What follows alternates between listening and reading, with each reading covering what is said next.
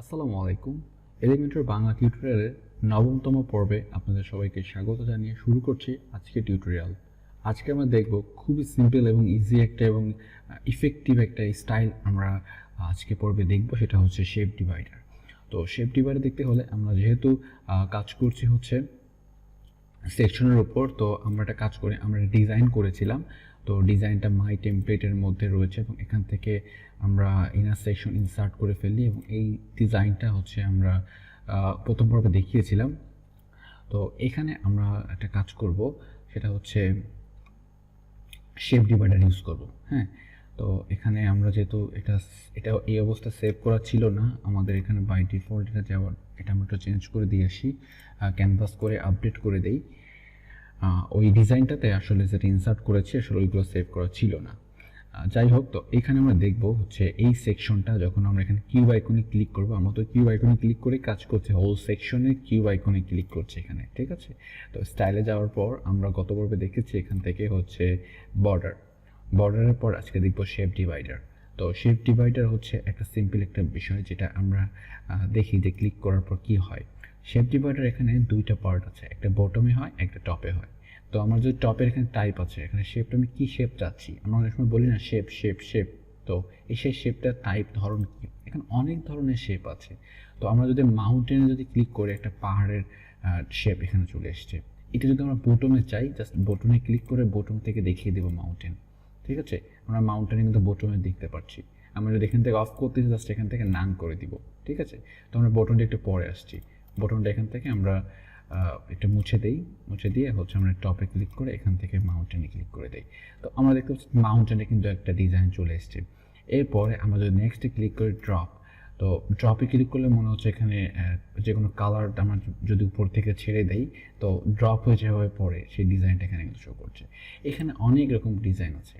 তো আপনাকে কী করতে হবে, এক একটা করে ওপেন করে দেখতে হবে জিগজ্যাগটা কেমন, এখানে দেখতে হবে আপনাকে অন্য টাইপটা কেমন, অন্য যে টাইপ আছে জিগজ্যাগের যে কালারটা আছে, জিগজ্যাগটা আমি জানি না এখানে কাজ করছে না। আপনি ট্রায়াঙ্গেল এখানে দিতে পারেন, ট্রায়াঙ্গেল, ঠিক আছে। তো ট্রায়াঙ্গেল একটা শো করছে, তো আপনাকে সব কয়টা এখানে ওপেন করে দেখতে হবে যে কোনটা কেমন ডিজাইন, ঠিক আছে। তারপর হচ্ছে আমরা যদি যে কোনো একটা শেপ এখান থেকে নিই, যে আমরা যদি ট্রায়াঙ্গেলটা নেওয়ার পর ট্রায়াঙ্গেলের কালার যদি আমরা চাই এখান থেকে চেঞ্জ করে দিতে, তো আমরা কিন্তু ইজিলি কিন্তু কালার চেঞ্জ করে দিতে পারছি, ঠিক আছে। তারপর হচ্ছে আমরা এখানে যে অ্যারোটা আছে, অ্যারোটা বেশি ভালো লাগে আমার কাছে মাঝে মাঝে ইউজ করার পরে। তো অ্যারো আমরা অনেক সময় দেখবো অনেক ওয়েবসাইটে এখানে একটা অ্যারো আইকন দেওয়া আছে টপে। তো এই অ্যারোটা দেখতে পাচ্ছি খুবই ছোট্ট একটা শেপ, ঠিক আছে। এই শেপটা চাইলে আমরা ইনক্রিজ করতে পারবো। এই দেখতে পাচ্ছেন উইড এখান থেকে ইনক্রিজ করতে পারছি।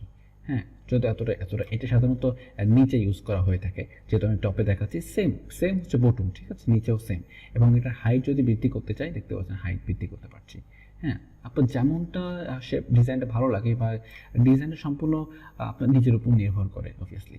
তো এর জন্য বলছি আপনাকে বিষয়গুলো দেখিয়ে দিচ্ছি, আপনি এগুলো নিজে নিজে প্র্যাকটিস করবেন এবং যখন একটা রিয়েল লাইফ ওয়েবসাইট তৈরি করবেন তখন হচ্ছে এইগুলোর ব্যবহার করলে আপনারা অনেক সুন্দর সুন্দর ডিজাইন করতে পারবেন অবভিয়াসলি। তারপর হচ্ছে এখানে আমরা ইনভার্টের উপর ক্লিক করলে আমরা দেখতে পাবো এটার উল্টাটা হয়ে গিয়েছে এবং উল্টা হয়ে যে এখানে যে পাশে যে ব্যাকগ্রাউন্ড যেটা আছে সেটা কিন্তু পেয়ে গিয়েছে, ঠিক আছে।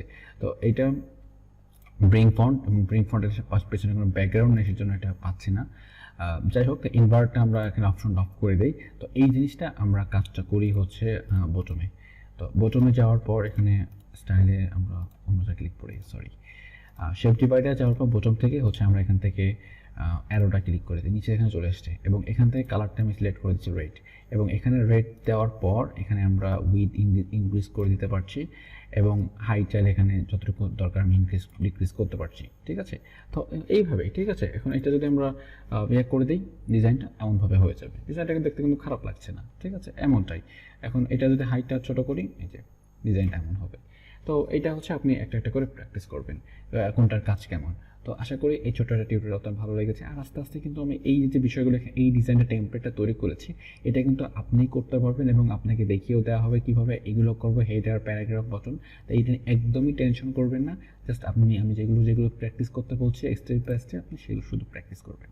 তো আশা করি আপনাদের ভালো লেগেছে। যদি ভালো লেগে থাকে অবশ্যই আগে সাবস্ক্রাইব করবেন আর বেল বাটন ক্লিক করে রাখবেন যেন আপডেট যে ভিডিওগুলো আসছে সেই ভিডিওগুলো আপনার নোটিফিকেশন চলে আসে সাথে সাথে দেখতে পারেন। তো আজকের ভিডিও পর্যন্ত, পরবর্তী ভিডিও দেখা হচ্ছে আমন্ত্রণ রইল সে পর্যন্ত স্টে সেফ। আসসালামু আলাইকুম রহমতুল্লাহ।